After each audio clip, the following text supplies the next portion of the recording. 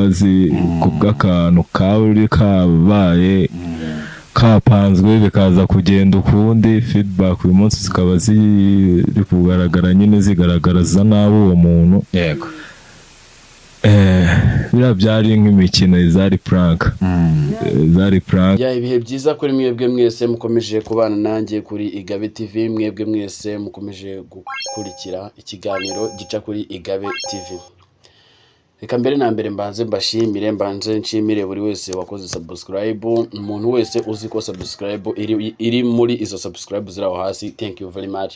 Imana iguhe umugisha, ni igikorwa cyiza cyane wakoze. Reka rero ikiganiro cyacu tugitangirira. Kuri uyu munsi rero dufite inkuru ishyushye, inkuru iri gucaracara hirya no hino, inkuru iri gutwika, iri kuvuza ubuhuha. Gusa rero kabanze turebe, reka tubanze twibaze nk'ibibazo turi buze nko kugarukaho. Nkuko mumenyereye hari inkuru imaze iminsi iri gucaracara hirya no hino y'uwitwa Sabe wa Isimbi TV.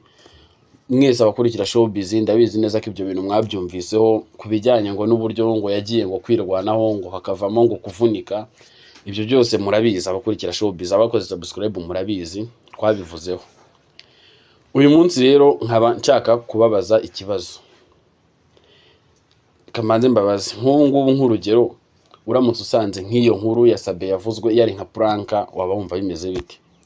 Ese nka Yago bura yaba yumva ameze ate asanze nk'iyo nkuru ari yari prank bitarabaye byanyabyo? Cyangwa se turetse Yago n'abandi bantu benshi batandukanye bagiye bavuga kuri iyo nkuru ya Sabe, bamurwanya nyine bavuga buryo ki Sabe yakoze ibintu bibi, abo ni ba Yago Bandimbati. Nk'ubwo uramutse usanze nyine nk'ibyo bintu yari prank, nk'abo bantu babumva bameze bate? Uyu munsi rero hakaba hari amakuru yaramutse avugwa ko hari umuntu usa nka Sabe ari we wagaragaye kuri uriya munsi, uriya wavunitse nyine. Biri kuvugwa ko iriya yari prank yari yateguwe, ahubwo ntago byari ibyanyabyo, ntago yari Sabe wavunitse, ahubwo ngo yari prank yari yateguwe hashowemo amafaranga nyine.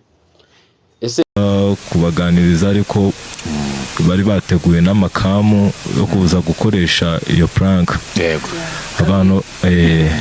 Abantu bazi kubw'akantu kauri kabaye kapanzwe bikaza kugenda ukundi, feedback uyu munsi zikaba ziri kugaragara nyine zigaragaraza nabi uwo muntu. Yego.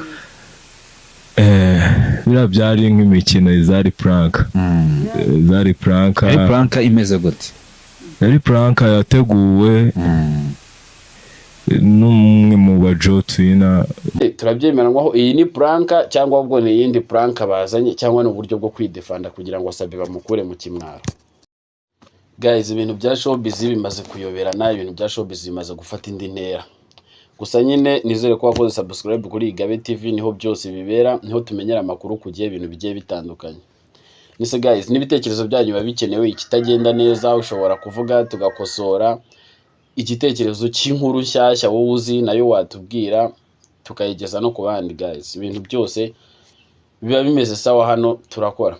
Ariko reka mbanze nyine mbabaze, mushaka mwanambwira muri comment nk'iyo nkuru nkawe usanze yari nka prank, ubwo ni nk'iki wenda wabivugaho, waba wumva bimeze bite?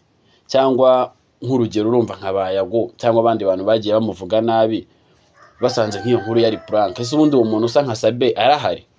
Byose ni kuri Igabe TV tubisa. Guys, mwe muretse kugenda nari ngiye ntacanzemo akantu ka Bruce Melody.